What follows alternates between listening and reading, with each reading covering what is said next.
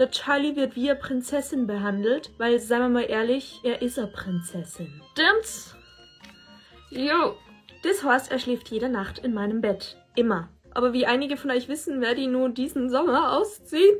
Und dann kann der Charlie nimmer bei mir schlafen. Deswegen bin ich gerade dabei, meine Eltern zu überreden, dass er bei Erna im Bett schlafen darf. Mein Papa hat da nichts dagegen, meine Mama schon.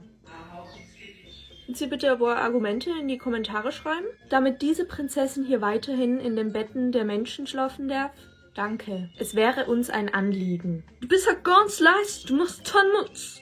Was du bist so pflegeleicht. Du möchtest einfach nur laufen. Einfach nur laufen bei den Menschen. Ufu.